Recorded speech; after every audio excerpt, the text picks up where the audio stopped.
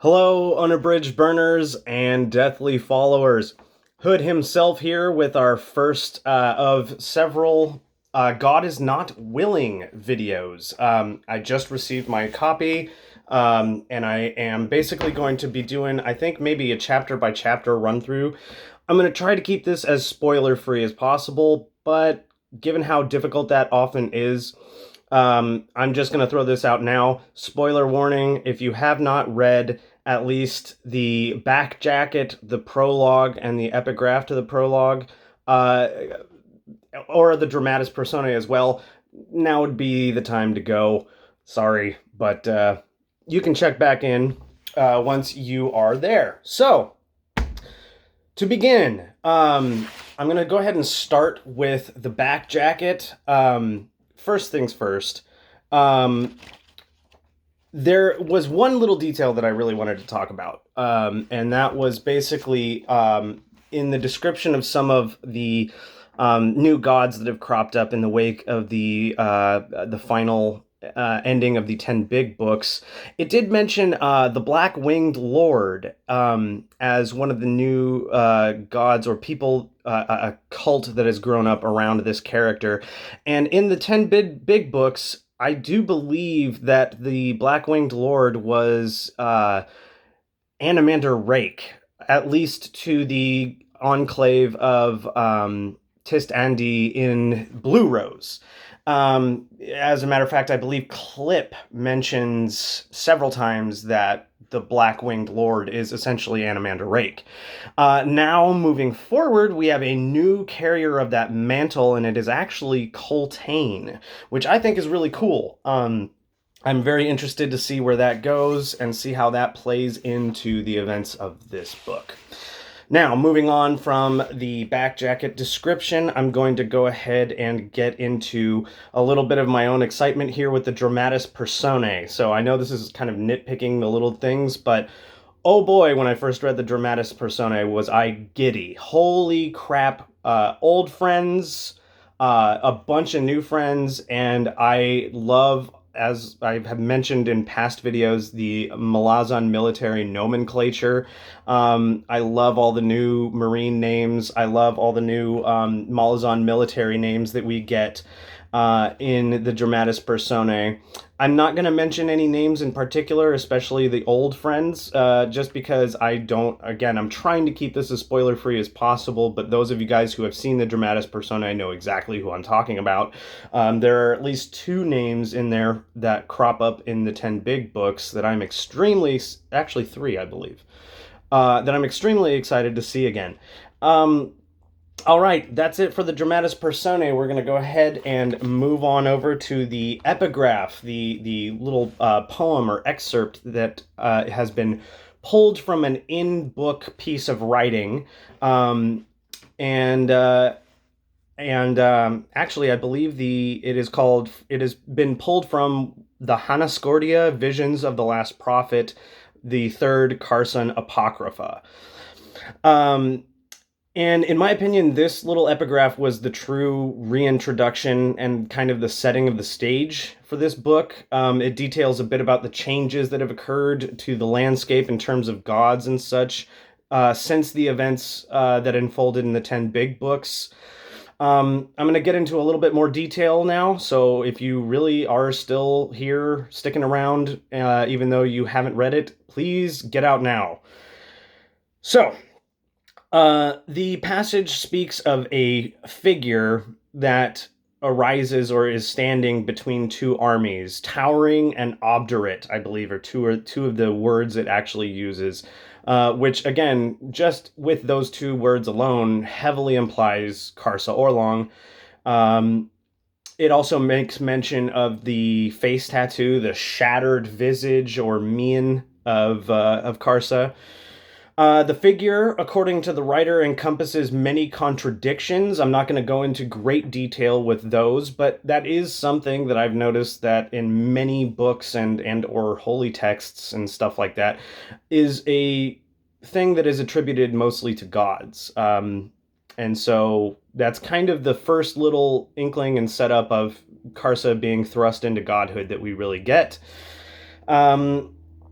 And the whole thing kind of leaves things on uncertain terms, but that's kind of good because otherwise, what story would you have? And it finishes with, let's see, which is fantastic. I'm super excited. And it leads into the prologue quite well. So that's it on the epigraph. I'm going to now go into a little bit of the stuff that I noticed in the prologue itself, and that'll be pretty much it for today's video. So, the prologue, one of the first things that I noticed was the setting. We're back on Janabakis, in particular the later on plateau, and it seems to be we are there just before the spring melt, unless I completely miss my guess. The ice that is up in the high passes that has been holding back essentially a small sea's worth of water looks like it's finally going to melt and threaten to swamp the Teblor lands of the plateau. That's the main setting thing that I want to talk about. I'll actually, no, not quite. I'll circle back around to that at the end. The POV that we get is from an old character, but one that we've never had a point of view from before. We get a pointer of our first point of view from Dalis, widowed Dalis, as she is now called, and we are there with herself and a few other Teblor, including a couple of Urid and a new war leader. Now, this new war leader appears to have been the only survivor of Karsa, Baeroth, and Delum's foray to Silver Lake when they were going through the Rathid lands. He is a Rathid himself, but it appears that we learn that he has been gathering the loyalties of the Sunid the Sulids and the Farid, Failid. Some of these pronunciations I struggle with a bit. He is now he's working on uniting the Teblor tribes in an effort to basically avoid the oncoming flood and basically carve out a piece of land in the Southlands for the Teblor. And one of the only obstacles left is gathering in support from what we assume is the strongest tribe, the Urid, which is Karsa's tribe. The Urid appear to be some of the final holdouts, but by the end of the prologue, sure enough, Widow Dalis and the other Urid that have traveled with this new war leader essentially pledge their allegiance to the cause, and that's essentially where the prologue ends. And I have to admit, I'm going to close my notebook. I must admit, I am extremely excited to see where this goes. I've always found Karsa himself to be one of the most fascinating characters. Although he is extremely polarizing, I do think that the amount he has grown throughout the 10 big books is truly astronomical. He goes from being an actual true like blunt force object to something far more refined by the end. And I'm very interested to see the rest of the Teblor maybe come to grips with some of the lessons that he learned himself after moving to the south, or after raiding the Southlands and going through all the trials and tribulations that he did. Other than that, as far as I know right now, I haven't met any new Malazan military characters yet. That hasn't been included in the prologue.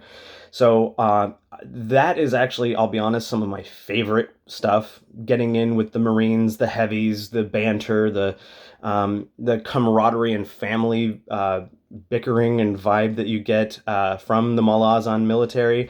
So I am extremely excited to continue this. But for now, I'm going to go ahead and take a small pause. I do have some career and health stuff going on that I am trying to work through.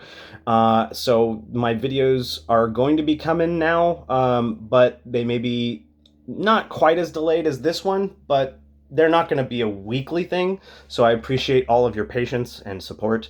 Thank you very much.